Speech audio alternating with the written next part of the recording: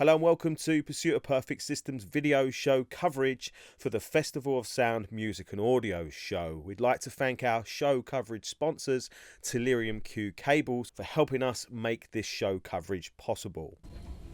Morning, welcome everyone. My name's Brendan Hamblin, one of the organisers of the Festival of Sound, and it's my great pleasure to introduce you to Peter Thomas, who's CEO of PMC, who's been nailing and gluing bits of wood and drivers together for the last 30 odd years. Yeah, on that Trying one. to make a loudspeaker that sounds okay.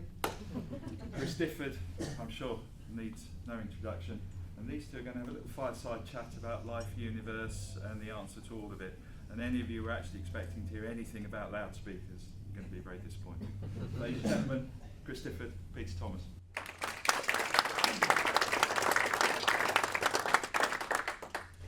I'm very pleased to be here, and I'm very pleased to talk to you, because when I'm in studios, I'm always absorbed by the sound, and of course, I don't know where it comes from.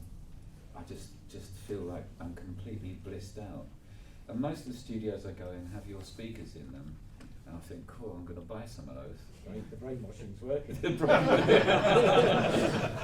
And so to actually sit with you today is a treat. It's an absolute treat. How did it all begin, really? By the way, that wasn't a treat because I'm here. That was. No. So how did it actually? How did you first get into hi-fi? What was the first inspiration? I think I liked music right from the beginning. When I was about 7, my grandfather gave me an old wind-up gramophone. Oh yeah. And big part 78. A lot of work. Yeah. Yeah, it was great. And but I just loved them. Yeah. And I think I was fascinated by the fact that sound came out of these discs. So I just thought that was magic. Mm. And then I started collecting 78s even as a child. I used to go around all the junk shops and because they were like tuppence then. And then my parents had an old Dansette record player. I brought a picture of it just so people would see it. That was the first Oh Dansette. my God. That they were called Gramettes before Dansette, and amazing. and I used to play all my records on that. Yeah. So I sort of got into music more than I was more. Although I loved the principle of how it was made, I got really into the music, all these old 78s, and I had 2 older brothers and sisters who came home with all their sort of rock and roll and Cliff Richard records in the early 60s. So and I sort of got brainwashed by that, I suppose, and then I got into hi-fi by the time I was about 15, 16. Right. Started spending all my money on that, and I got to the point where I needed a lot more money to buy some really good hi-fi, and I had to go and get a bank loan. And in those days, you had to go and see the bank manager, and he gave me the 30 grand. He said, "Why on earth are you going to spend?" I can't remember how much it was, about £300, which was a lot of money then, and about 1972. And he said, "Why on earth are you going to spend all this money on some speakers?" And I had to explain why, and he agreed to it in the end. Little known to me, he checked with my father that I could afford to pay for them. So if you were spending money on hi-fi, what sort of year would that be? Started around 1970. So in 1970, what kind of shops would you have gone to buy hi-fi? Well, because there wasn't many, was there? No, most of them were like record shops with like a music shop, and you bought sheet music there, and there was a record, and then there was records in there. Yeah. And then they do a little bit of hi-fi at the front, And a good friend of mine, we work together now, Tom, he had a place in Ramsgate where I grew up. He worked in the shop, Golden and Wines, that sold cheap music and musical instruments. And that's when I first really started to get into serious hi-fi, I suppose. But equally, most people came to London to buy hi-fi because of these big discount warehouse places, which were basically a big, horrible old shop, sort of like in Pentonville. And you went in there, and some big ugly bloke gave you this box, and you gave him a 25 quid, and you walked away. There was no service, you couldn't have any demos. It was, so you had to know what you wanted there. But you got like 30% off, which was quite a lot back then. But it wasn't like today, really. No. I mean, there were some nice hi-fi shops, but I couldn't afford to go in them, really. No, I remember going. There was one in Lee Green in South London that I used to go in quite a lot. And they did a really good job of trying to sell me things. They just didn't say anything, and I just listened to the music. And I suppose that was very good. You go in and you could take records in, and you could listen to the different systems. Yeah. it was quite. I think it was quite serious back then for music, wasn't it? It was. Yeah. It was. You sat down and appreciated the hi-fi. But everything Yeah. seems so monolithic, you know, massive speakers, great Yes. big amplifiers. They were. Yeah. And you know, I was living in a council flat, and there wasn't room. No, that's right. Well, I remember when I first bought my first pair of big transmission line speakers made by a company called IMF back in the 70s. And they arrived and they were in these packing cartons. They were the size of fridges, these speakers, and then with the packing cartons they were another 6 inches on every dimension. Yeah. And I can remember them being delivered into the hallway of my parents' house, which was like a 30s semi, and you couldn't move. And they were absolutely ballistic. But I hadn't told them. I'm like when you're about 18, 19, you don't seem to think about that. It's I'm buying them. Yeah. It was that, yeah. So what, around that time then, you bought your first hi-fi system, I guess. Yeah. What would have been your go-to record to test it? Oh, well, for me, so I really got into Elton John about 1969, 1970. So I used to listen to. I knew his songs, those first 3 albums really well. So I used to, songs. and they were beautifully recorded as well. Gus They were, Lutton yeah, did them. extraordinary. Superb recordings, beautiful arrangements by Paul Buckmaster, and I just loved them. So to me, they were the, and to be honest, they were quite well. I mean, although I'm biased, they were well recorded, and I can remember taking them round to demo places with a disc, and there was one particular track that had this lovely, powerful string bass on it, which would always blow the bass units up on most hi-fis. So me and Tom used to go around, like, I can't remember who it was there, but we used to go around these stores and say, could you play that, and watch the bass units almost get out of the cabinet, you know, because it was so well recorded. So we had a bit of fun with that. So when, you know, I remember myself listening to music at home, and the sort of go-to records for me would have been, I suppose, Pink Floyd, I guess, just because of the depth of production. Yeah, Dark Side of the Moon was the one. Yeah, all that kind of sound was just an extraordinary thing. Whatever system you listened to it on, it always sounded great. It did, didn't it? And then you go to a gig to watch them, and it sounds shit. So what happened between the transition of making records to playing live? I know, it's awful. Well, it's been we were talking earlier, I'd really love to be able to get into PA speakers, because that's where the weakness is, really. Yeah. You know, you could make concerts sound amazing with good speakers. And there's no need for it, really. But it's a whole new world of design, that is. I'm sure it is. I'm getting a bit old for that, I think. So how did you make the transition from teenager, I suppose, into your first audio experience as a job, so to speak? Well, I was really lucky. In the late 70s, the BBC were recruiting really heavily. Oh, right. What happened was they recruited a lot of people just after the war, when they were all coming up for retirement. Yes. So they had this huge demand. Yeah, and so I think they dropped the standard, so they let me in. Yeah. and of course, I had long hair then as well. And that always worked. That didn't go down well. Oh, it didn't go down. No, not when I got. No, the BBC was straighter than straight. Right. Most of the guys were over 50. They were all 3-piece suits, or you know, it was pretty, you know, public schoolboy then, 77. Still at that time. Even then it was, wow. Yeah. Okay. And so we were the sort of radical mob that arrived with long hair and jeans, really. Yeah, I mean, it seems quite late, doesn't it, for that to happen? It does, yeah. It really was quite old-fashioned there. I mean, Radio 1 wasn't, that was okay, but the rest of the BBC was like the dark ages, you know. Yeah.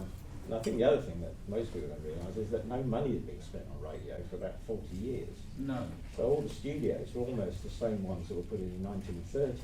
Right. So it's all big old valve gear everywhere that have been chugging along for 45 years. And when we used to go and repair things, you know, you'd go and get a valve, and it would have a date stamp of 1933 on it, and it was still working all those years. Of course, yeah. Amazing. Yeah. And it was a great time to join there. This was as a general engineer, and the training at the BBC was absolutely fantastic, because they taught you all about all the different types of microphones, how they design them, how you repair them, all the amplifiers, all the mixing desks in the world you got taught about, all the speakers, all tape machine technology, how that worked, all disc players, how they all worked and calibrated. So everything. Did you have a mentor? Was there somebody that you went to? No, they had a huge training complex up at Evesham in Worcestershire. Oh, really? They'd send you up there, which was a bit like a Starlark 17. It was there were lots of Nissan huts and everything, and it was like it was really kind of like a World War II kind of place, and we'd spend sort of most of the time drinking. But they did teach you an awful lot about audio. I mean, it's very intensive.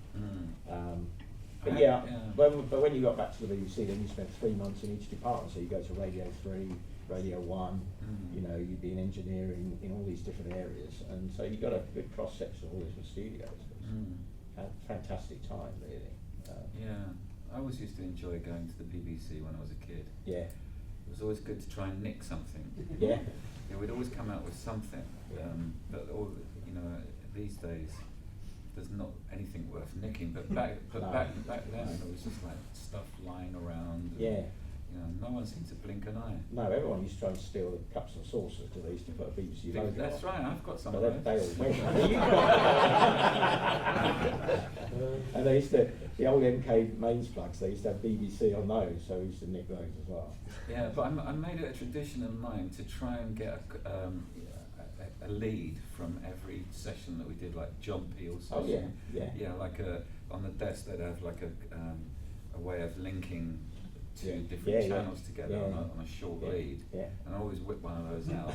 That's why we sounded so bad during the recording. I think a lot of stuff went like that. But the BBC was a great training place for many reasons, wasn't it? Oh, it was. It was fantastic. Every discipline was there, really.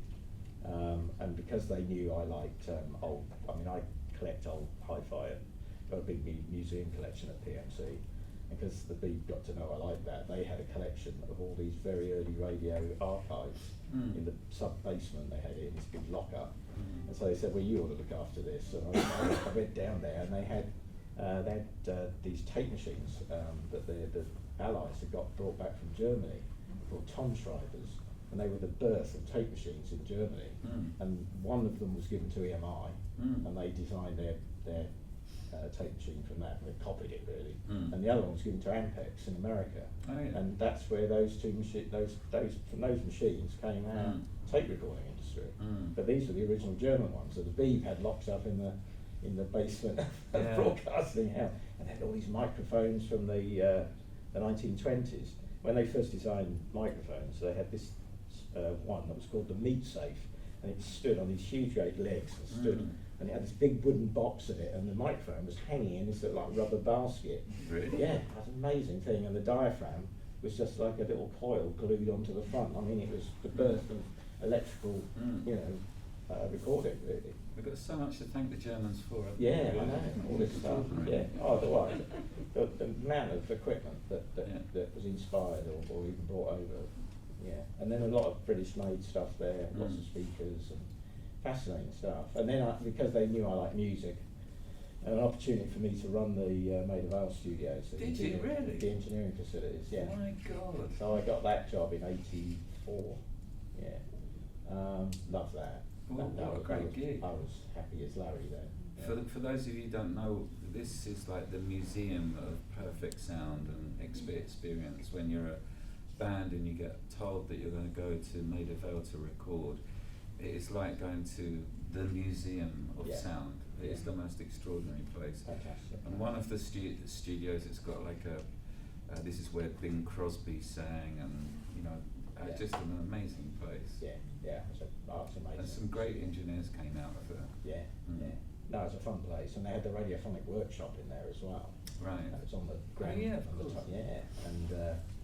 And they had a place called the film unit, and the BBC used to get all the films before they were released sent to them, so they would dub off the soundtracks for radio. I mean, who would do that now commercially? But they dub off the soundtrack and make it available to broadcasters, and that was a great, a whole cinema built into Maida Vale. That's all gone. But, I mean, sadly the place is closing. Is that right? I think so. Yeah. Well, they've talked about closing it for the last 10 years, and I think it's finally going to happen. So how did you make the transition then from being a lover of sound and a collector, if you like, into wanting to start your own company? Well, I think the other thing that I ended up doing at the BBC was that they knew that I was really into loudspeakers because I've been, knocking about with them at home for years. And they finally asked me would I like to be the radio representative for loudspeakers. And what that meant was the BBC used to design its own speakers and license them out to other companies to build them, Rogers LS35As and so on. And they got to the point where they now thought that they ought to start buying in commercial speakers. So we used to do a survey of all the commercial speakers out there, and so I'd be the representative for radio and do that. And I also go down to Kingswood Warren, which is their R&D department, and we listen to all the speakers that were made by these licensees and compare them with the original designs, so that we monitored the quality, if you like, of the companies who were making it. So I got into that, and then because I went to Maida Vale, they had a real problem because they couldn't use any of the BBC speakers in the rock studios because they didn't go loud enough. I mean, they were just this big, and they wanted a speaker that sounded like a BBC HiFi speaker but went incredibly loud. And so we got in loads of companies and they all failed. And in the end, they said, "Well, why don't you have a go?" Because they knew I was fat. So I got together with my best friend Adrian Loader, and he worked for the BBC at the time. And we started building these prototypes, and we took them in. I remember putting them into Maida Vale 4. And the Beebs procedure there was when they'd put a new piece of equipment in the studio, they'd put a book in the studio with it, and all the users could write comments in it. And God, the comments were pretty cruel. The first one. No, but from whom? From all the studio managers. All the studio managers are the guys that operate the desks. And of course, because there's a high turnover of recording sessions at the Beeb, it's not like a commercial studio where they'll book it for a week or something. Every 3 hours there'll be a different session going on in there. And so there'll be lots and lots of studio managers writing comments. I think the worst one was, "Take them away." These are, and I won't say the words, Oh, no. So, but that's what you expected, really, because I mean, these guys are top of their game. And so we took them away. We did a version 2, put that in, got slightly better. Anyway, we went through the whole over about 2 years. We went to version 5, and the Beeb said, "We want to buy 3 pairs, but you've got to leave." Because they wouldn't allow me to be employed by the BBC. Of course, There'd be a conflict of interest because of its licence fee and all that. So I had the choice of either staying or leaving. So I left, and which was, when you look at it, it was mad. Because I had one product, which was this, and one customer, and I left on the basis of that. And so did my business partner, Adrian. He left his job. He worked for a company called FWO Bausch by then, who distributed like Studer tape machines, Neumann microphones, all the very high-end analog stuff. But that was handy because I knew the broadcasters through my work at the Beeb, and he knew all the studios through his work with installing all these tape machines. So we kind of got a lot of customers in England through that. That was really useful. And then he actually went over to America, hired a van, put some BB5s, which are these big speakers, in the van, and drove around Hollywood and went to all the main film studios with them and said, "You've got to hear these." Amazing. And we got, and now so many films are recorded with our monitors, and he So just who was jump-started it. in those days, who was your biggest rival, do you think? Genelec were in Pro World was the biggest name even then. Yeah, I remember seeing that. JBL were pretty up there as well. JBL Red side. We couldn't compete with their scale because there was a huge, much bigger companies than we were. Really, I bet yours sounded better than theirs. I think so. I'm slightly biased though. I know they sounded better. The funny thing was, around that time in the late 80s and early 90s, you had 2 types of speaker. You had the really neutral speakers, very hi-fi neutral, but ultimately they were pretty boring. They were pretty undynamic. And then you had, which I'm not going to mention these brand names because they're here. and then you'd have, well, they're not the same now, but they back then they were. And then you had the other type of designs that were really dynamic and punchy, like the very old JBLs, but they were quite coloured and distorted. And what myself and Adrian wanted to do was to use a speaker that was that dynamic and punchy and lively, but it was neutral at the same time. And that is quite a tall order, really. Yeah, well, the JBLs that I'm thinking about from them were really very flat sounding speakers. They were. You had to work really hard to make them sound good. Yeah. And all the engineers would say that's the point. You know, Yeah. you've got to do that. Yeah. So that's me with short hair at the beat. Oh, right. That's one of the old microphones I used to look after. I used to look after all the very early microphones, and of course they do film shoots, and they'd come to me and say, "Can I borrow the mic again?" For Have you still got it? no, I couldn't. I wish I'd kept it actually, and I think it disappeared. Did it? So they go for about 5,000. Oh, I've got it here, ladies. Ah, yes. You see on the back all those LS358s, they were all the reference ones that I used to use and compare them. Right. Yeah, that was a sort of 80s haircut. That's the shortest it got. That was one of our prototypes. That was Adrian, my business partner. That was us dragging it out of the room. Amazing. You have to work hard, don't you? And that's me. And Where is that? That's made of Vale 5. Right. Yeah, it's made of Vale 5. That's the big SSL desk, and that's the BB5s over there. What did you make of SSL desks when they came in? I thought they're amazingly versatile with all computer backup and everything, but audio-wise, they didn't sound. They didn't sound good at all. No. Which was a real problem for us because what we found was the monitor panel on them was the problem. Yeah. And when we used to take our speakers and plug them in, it seemed to strip all the things away that made our speakers sound better. Yeah. A lot of the detail and everything. So we used to bypass the monitor panel so we could demonstrate them. Yeah. But of course, the studio quite rightly said, well, I'm not going to do that, am I? I've got to use the monitor panel. Yeah. So we did try and do some mods to it to improve it. But yeah, they didn't sound great. See, desks like the Cal rack. Carrots weren't bad. And Yeah, the Neves. and Old Neves. Neves. And the Helios desk. Yeah.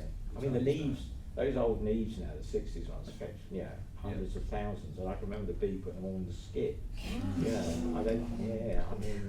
Well, I mean, they were pretty old when they got rid of them. And nobody knew that anybody would want to have a retro desk now. I mean, everyone wants them, don't they? Well, I've got a Helios desk which is going into Bonhams in a couple of months' time, and the Led Zeppelin made an album on it. Yeah. That's why it's a famous desk. That'll be collectible then. Hopefully. There's any other. Oh, that's me, Adrian, in our factory. I think that's what we put up there. Oh, that's the first BB5 and LB1 speakers we designed. Right. Right at the beginning. And I forgot to mention that we made a turntable. Did you? Yeah. I mean, we didn't manufacture the whole thing. It's a combination of parts from other companies. But when I was at the BBC in the last year, they had, because they knew I collected 78s, they said, do you want to do a project to produce a new player to play 78s for the archive? And I said, yeah, great, And so we got this EMT turntable, we modified it and got this tangential arm. So it would play all the different size 78s. We had to work out what the fastest speed we could play. The 78s are not 78, they're all over the place. And we found a record that went at 142 when that turntable, we managed to get it to lock. And when he played it, it sounded like a hovercraft that turned over the air. It was amazing. And to track it was just very difficult, but great fun. And then you had along the front panel there's lots of switchable EQ, so you could match the EQ that it was originally recorded in. Because they just used to make it up as they went along on a lot of those 78s. But what was remarkable was how good they are when you play them properly. Right stylus, right EQ, beautiful sound, something like that. And they're direct to disc, no tape. Yeah. So they got their life. And, that you can hear breath and expression and oxygen in the room. You can feel it all. It's just amazing. I love it. I mean, I like early blues and jazz. So. Oh, definitely, yeah. So how do you cope these days with the way technology has moved on and the way that people listen to music now is completely different to the way that you and I used to listen to it? Yeah, it is. How do you deal with that? Well, they're all great, I think. I mean, I think any medium's good if you use it. I like vinyl, I like files, I like CD. I don't think it really matters. I mean, to me, it's the music. I mean, that's always been. I think if you start getting, although technology's great and designs, and I love talking about my speakers, but to me they're a means to an end. I mean, I just do it because I like music. And I was lucky at the beat because I got in radios 1, 2, and 3. You got exposed to rock, big band, classical. You're sort of, fed all this music all the time, and that's what's important. I mean, we even say to some of our customers who are saying, you know, I want to upgrade, you know, tomorrow. I said, well, that change isn't that great. Why don't you just go out and buy 100 albums or something instead? Because ultimately, you know, I know that's not great sales technique for me. My sales team kill me for that. But you know, why not? Why not just buy some more albums and enjoy what what you're listening to? But yesterday I was wandering around. I went into the headphones section. Yeah. I was amazed at how many different headphones there. I mean, when I first bought a set of headphones, they were pretty bog standard stuff. You know? And now there's all sorts of things. I mean, some of them look like furniture, like huge bits of wood on the side of your head. You couldn't walk down Brixton High Street with those. you get mugged. But the thing is that they were all listening to them off of a laptop. So they were essentially listening to MP3s, which are all compressed and tiny little files. And I was thinking, why would I pay £1,000 for a set of headphones like that to listen to music that? Oh no. Like that. Yeah, it's true. They do sound, I mean, some of them are great. They do sound amazing. And what I like the fact is that people are listening now to much, much higher quality portable music than ever before. I mean, you think most of it was cassettes. And, sure. I mean, they were dire, you know. I mean, even with MP3, the quality's still way above that. Yeah. And MP3 every year seems to improve with the way they process it. Yeah. You know, I mean, when it first came out, it was pretty awful. It was pretty awful, yeah. Do you have a view on streaming and the sound of the way people stream? Yeah, not particularly about any personal technology. But it sounds great to me. I mean, they're high-res streaming. Yeah, which is what Tidal. That kind of. Yeah, they sound great. You know, I mean, most of them can sound better than any other medium. You know, if it's well. But it sounds much better if you've got a pair of your speakers. Of course it does. Right. I wasn't going to mention that. That sort of kind of went without saying. Oh yeah, that was made of our four where we first put our first pair of. But they look sexy. Yeah, that was the first pair we sold to the Beeve, and you know they're still using them today. No way. They're still there 27 years later. That's amazing. Yeah, they're still using for the sessions there. Yeah. And that's Capital Studios. That's one of the later installs that we've done. Amazing. I'm just amazed they're still there and still going. You know, so. And do you do installations in people's houses? We don't, but our dealer network will. Right. So like celebrities who want stuff. Yeah, I mean some of them will do direct. Yeah. Yeah. I mean, you know, we've done some with Elton John, Stevie Wonder, and people like that. Yeah, well, I went round to his house once to listen to a new album. He invited me round. I was thrilled to be invited round to his house to listen to his new album and make comments. And I thought, well, this would be great. And so I got to his house, went inside, and he's got one of your systems there. Right. Sounds amazing. But he insisted on listening to it in the car. So we sat on the driveway in the car. Yeah? Yeah. How weird. It was so bizarre. I wonder why that was. It sounded amazing, but he's so deaf, it was so Yeah. loud, I was bleeding out the side of my ears. Yeah, I remember him doing a session at the BBC and he had these foldback speakers and they were so loud that poor guy was having real trouble with them. He was almost, it was just almost feeding back all the time with the, you know, it was just. He doesn't mind. It was loud. But, he's been playing for a long time now. So has anybody got any questions they'd like to ask? Silence. I won't bite. Why are you going to make any headphones? Got no plans to. Transmission line headphones might be a bit big. Well, we haven't got the boxes. Yeah, they'd be quite frightening, I think. No, we haven't really. No, we try and concentrate on that. We just love loudspeakers really. The whole team is what we do, and every year we try and improve what we're doing. But yeah, headphones would be a challenge, definitely. Active domestic range. Yeah, no, we've certainly got that on the drawing board. It's very hard to convince people in the hi-fi industry to go active, though. Yeah. You know, but most people like to choose their own amplifiers. Yeah. So you know, we sort of end up continuing with passive. You know, like the new Fenestrias next door. You know, we thought about them being active, but everyone likes to choose their amp. So, I mean, we do make active versions of our big speakers, but yeah, we are looking at maybe producing active 25 series. Depends really, you just got to try it really and see what happens.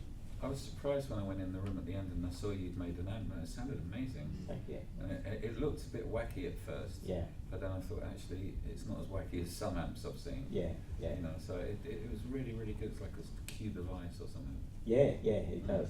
Yeah. No, we developed that to design the speakers because we were finding that we were reaching the limits of the electronics to be able to improve the depth imaging and texture of the speakers, and so we developed our own amplifier over the last 5 years to test and calibrate them, and then we thought, well, why don't we actually turn that into a product? And it's been amazingly successful. So we're probably going to extend the electronics range now and do some bigger systems sometime, maybe.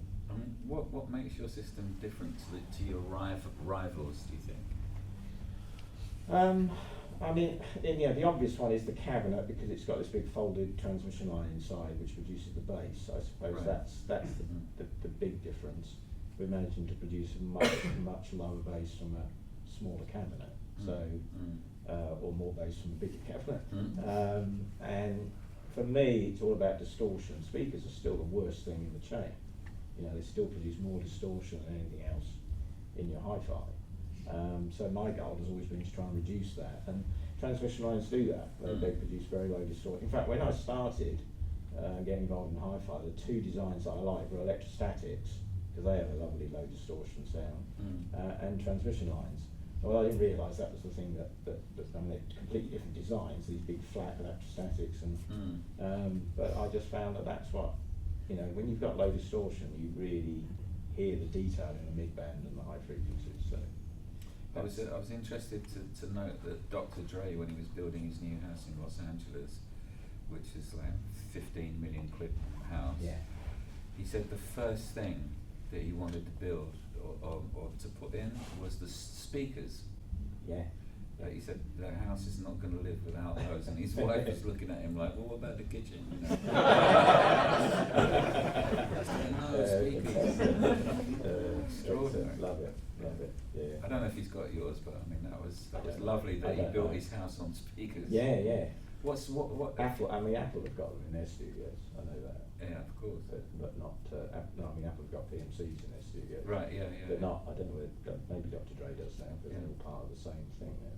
And what sort of system do you have at home these days? I have a stereo system in my main lounge, which is FAT 12s, which are sort of about this big. Lot of tape machines. I like tape. All right. I love tape. And it's interesting. It's filtering into the hi-fi industry more now. People are starting to buy tape machines again, which is amazing. Yikes. Yeah, there's people producing pre-recorded tapes again. No. Yeah, they're like £300. Right. But they're brilliant, you know, if you've got £300. But yeah, really love tape. And I've got 3 turntables because I've got a deck for playing mono singles on because they play better on a mono cartridge. I've got stereo deck and 78 deck, and my wife loves me with all this stuff filling up the front room, and it's always changing. I mean, that's the other thing. John Wood, who engineered our Squeeze's first 3 albums, who recorded Nick Drake, John Cale and Nico and loads of different people, and Fairport Convention. He was just moving house recently, and he called me up and he said, "I found some of your tapes. Yeah. I'm going to send them to you because I don't need them." So I've got boxes of tapes, Wow. but nothing to play them on. Hey. They're all studio tapes. Oh, you know. wow. Talk to me afterwards. What you can have them. Great, fantastic. What is amazing in our industry, isn't it, is how all these tapes that are, to me, are invaluable because you're never going to be able to replace those originals. How badly they're stored. I mean, it's the thing that hit me over the last 30 years. I mean, I because of my interest in Elton John's career, I've tried to find tapes that have been lost. And it's amazing when you find out how some of these masters have been stored. Really? You know, I mean, back in '85, Metropolis Studios remastered all his albums, and they asked for them to be sent over for remastering, and 27 crates turned up with And there was these boxes, and it said masters, and there was like 12 copies of every album, which Really? And they had to go. They physically went through and played each one and measured it and found out the one with the lowest noise was the one which was the real master. And so they ditched the others, and then they found the original master of one of the albums, Tumbleweed Connection, had been sent to America like in 1970 and had been put in a basement ever since, and somebody had written on it, "Don't use." And it had sat there for 45 years.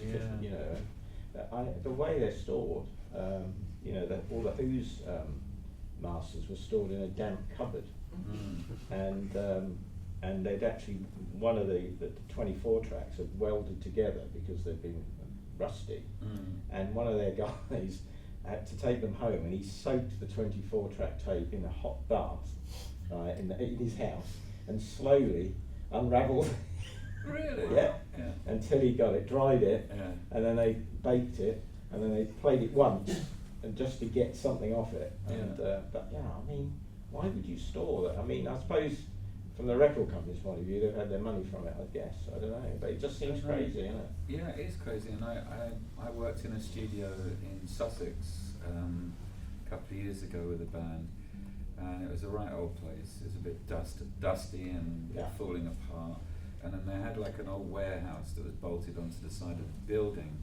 So I said to the guy, what sort of stuff do you keep in there? And he said, "Oh, come and have a look." And I went in there, and it was full of Queen masters. Wow. Like all of their tapes. Yeah. I don't know whether they must have been an old manager had put them there. Yeah. And they were all being stored in what was an old garage, really. Yeah.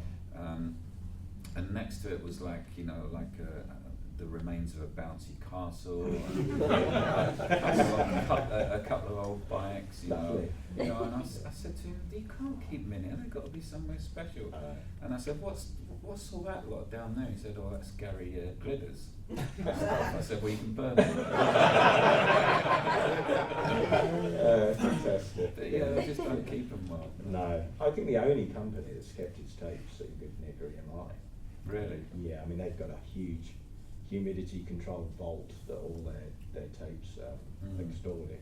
And I mean, and the other thing is they've kept them all, which most record companies haven't. You know, they've had clear outs. Well, I mean, we did the playback of the Sgt. Pepper's 50th anniversary mix. You know, they did that recently. We did the playback in Studio 2 Abbey Road, which was a big thrill for me, being in the studio where they recorded it. And I was talking to what's he saying? A bit name dropping, isn't it? Well, I was talking to Charles Martin, and he was saying that they'd when they recorded Sgt. Pepper's, they only had 4-track studio machines then. That's the maximum number of tracks you could record on. So they recorded 4 tracks on it, and then they mixed those 4 down to 1 track and bounced them onto another 4-track machine. So then they had another 3 tracks they could record with those original 4 tracks. So they'd do that, and then they'd bounce it, and they did this 7 times. So by the time you got to the end, you're listening to the 7th generation copy of the things that were first recorded. And but Abbey Road had kept all the 4 tracks. They'd been sitting in the vault since. No way. Yeah. So because now you couldn't have used them before because you couldn't have synchronised them all because there was no way of doing it. Well, now with digital editing, you can synchronise them all. So they loaded all the 4 tracks into a digital editor, synchronised them all, and now suddenly you've got a 24-track original master to mix it from.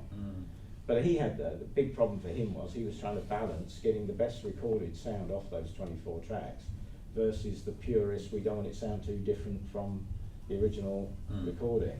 So that's quite a difficult thing to balance, isn't it? Because you can't please everyone, I suppose, and so you're going to get purists who want it sounding the best quality, and the other people who want it to sound more like the original album. The thing about going back to your speakers, the good thing about great speakers like yours, I think, is like having a really nice bath. You have to sort of give yourself time to absorb yourself in what you're listening. It's so important to give yourself time to do that. And I find that when I was younger, I had all the time in the world to sit down and put a really good record on and be in that bath of sound. But now it's so different, it's so complex to find an hour even to sit and listen to something. And I think the way people listen now is much more, I'll just listen to a track, because you just download one track, whereas you committed to a whole side of an album before. Yeah. And so you went with it, and as you say, got immersed in it more. Yeah, commitment was really important, and that's what your career's been about. You've committed yourself to making us feel very excited about the records that we listen to. That's ultimately what I hope. Which is great. You know? Yeah. So, any other questions? I just maybe you could talk to us a little bit about the design, the appearance of your products. The appearance of them. Yeah, in the sense that what we've been listening to is obviously you've got a very strong engineering background. Yes. We've seen, if you go back to your early products, they look quite functional. Yes, they were. And now all these veneers and how they have to fit into homes and, and the rest of them, particularly your amplifier. Yeah. One thing you learn very quickly in business that all what you thought was why you're going to be successful is a load of old rubbish. and you have to learn very quickly. And what you realise is that although a lot of people do buy your products because they sound great, there's a lot of people who will buy them, they won't buy them obviously if they're a bit hideous, or very, as you say, functional. And of course we came from a professional heritage, so they were very functional back in the day. And you realise that, obviously cost is hugely important. So although you'd love to, dress the speaker in gold and silver and everything, it's going to make the speaker so expensive that your customer won't pay for it. So you're always trying to balance the sound quality with the look of the product, obviously reliability as well, and quality of the lifetime of the product. And that all goes into the mix in terms of costing, how much that product's going to be. And so as we almost fell into HiFi by accident. I mean, although I was a HiFi enthusiast, and originally I wanted to design speakers for my home. I didn't want to design them for the Beeb, I was trying to do it for myself. But we got sucked into the pro world so much, and we accidentally got into selling to HiFi, because a lot of the clients who were recording in the studios, they said, oh, I would like a pair at home. And we had that with Robbie Williams. He phoned us up and said, well, I've just recorded my album, just send me a pair to my flat in London. So that started pulling us into HiFi products, and then of course we had to make them look a little bit more elegant than the big ugly box with speakers nailed into it, which is really the pro guys, textured black paint is kind of standard really in that world. I think it's a really great point though. I walked past a hi-fi shop in Marylebone a couple of weeks ago, and it looked like a couple of Daleks were sitting in the window, and they had like great big helmets on them and stuff. I thought, well, I really wouldn't want those in my living room. They kind of say too much. Yeah, it's very hard to get a balance between something that looks a bit different, but not too different, that alienates everyone. Yeah. I mean, there are a lot. I mean, we even in the professional world that happens. I mean, we did a range of speakers and we decided to do them in blue instead of black because we were going mental about this black. We thought, well, go blue. We didn't think that was that radical. And everybody who saw them went, oh, they love me in blue. Can I order a black pair, please? So we built all these blue ones, and I couldn't get them away. But everyone loved them, and that's how conservative a lot. Everyone. So you're trying to move people gently in a certain direction. I mean, there are other products, very esoteric products, where you can afford to go a bit more mental. Like the Finestras, that's a our top cutting edge speaker next door, and you can afford to go a little bit more. A bit more, think a bit more widely about how it's going to look, because at that end people are more accepting of us. It's more of a statement speaker at that level. But at this size, you want something that's going to fit in your home. And the other thing is that what veneers the world likes changes every year. I mean, it used to be teak in the 70s, then it went to cherry. I mean, you couldn't make enough cherry speakers. Of course, I remember. And cherry was a nightmare because if you put it in the sun, it changed colour. So then you had to coat it in a filter, and then it was black ash, and I mean, you see the phases through what the about years. Oak's very popular still, actually. Light oak. It comes and goes. Walnut's the big one at the moment. Walnut is massive. Oh. Yeah. You can't make enough walnut. This is all sexy talk, isn't it? If I can get out of this room alive. I'll get in a hat. But yeah, I mean, and of course every country likes different things as well. Oh, right, that's a good point. And the other thing, they like different styling. So you're not just designing for the UK, you're designing for the rest of the world as well. I mean, the Chinese love great big massive chunky speakers, you know, something that it looks like value for money. Really? Yeah, we call it the MRT factor, which is many round things. Many round things in the box, and they'll go for it, because it's like the more drivers, it must be better. Yeah, of course. So they have that sort of, but every country's got a different sort of feeling about it. Any other questions? Did you ever work with Dudley Harwood at BBC? No, he'd left by the time I got there, because he'd gone and set up Harveth by then. He's clever man, very clever man. I mean, I certainly looked at a lot of his work when I was at the BBC. But yeah, I mean, his designs were superb, really. Very, very ahead of his time. Yeah. I mean, a lot of the work that he did with the LS35A was very clever. What he realised up until the sort of about 1970, most power amps were about 15 watts. So most speakers had to be quite efficient to be able to produce a lot of level. And then there was a breakthrough in semiconductors in about 71, and you could start to produce 50 and 75 watt amplifiers quite reasonably. And he realised that he could then bring a little speaker out that he could sort of equalise internally to make it sound like it had a really lot of bass. And it didn't really, but he managed to tweak it. But to do that, you needed to drive it with quite a big amplifier. Right. So his timing was perfect. These big amps came in, and then he brought out the LS35A, and then it worked. And it was a super design of its time. Very ahead. But, you know, the big designed all its own stuff back then. I mean, even mixing desks, you know, because it just, I mean, the good old sort of arrogant attitude there was, we can do it better than anyone else in the world. So they did, you know, they had a whole manufacturing plant and everything, you know, it's amazing. That disappeared pretty quickly, you know. Well, thankfully for me, or else I wouldn't have sold it. Oh dear, yeah. So a couple more minutes before we have to go ahead. Having inherited several hundred 78s, Yes. less, Oh yeah. I, like you, are intrigued to hear what they sound like. I just wondered what you used to play them now and what you used to equalise. Because I know vaguely about the problems about speed, about equalisation. Yes. So I just wondered whether you found any modern products. Yeah. Well, what's really annoying is I never kept one of those turntables I made. So I thought you were going to say it. No, I never got one. No, I just use the Garrard 401 with an SME arm and the brains of Styli, and I've got a preamp that I've modified, which has got switchable equalisation. But you can buy it. There are some products out there that have switchable EQ out there, I think. Not many, but I bought an old Goldwing Lenko Yes, on eBay to do all That's the good. speed tracking. yeah, that'd be fine. Yeah, they're good. Yeah. The arm's a bit heavy. I was going to change it. Yeah, but yeah, they're good. Yeah. Okay. It's remarkable how good they sound. They recorded quite hi-fi after about 1945, so they're not bad. Depends what you like, really. I mean, I'm more interested in the music. You know, a lot of people say to me, "How can you put up with all the scratches and crackles?" I say, "Well, I'm not listening to them. I'm listening to the music." You know? And I think you can. I mean, if you really focus on the performance, then you can live with that. Yeah, well, if you want the crackles and the cracks, there's an app for that now. So You'd like to put them in. well, yeah, if you want to listen to Yeah.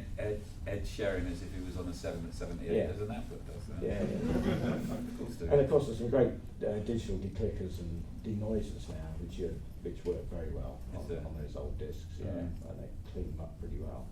Yeah, it's remarkable how good they are. Any other questions before we shut down?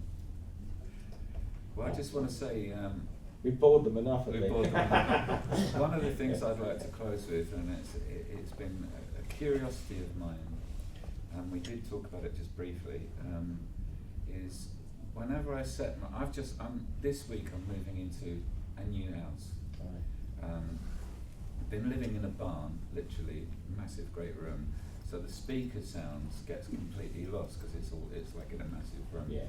Now I'm moving into a small room, and I'm really looking forward to having that sort of close relationship with my speakers again. Yeah.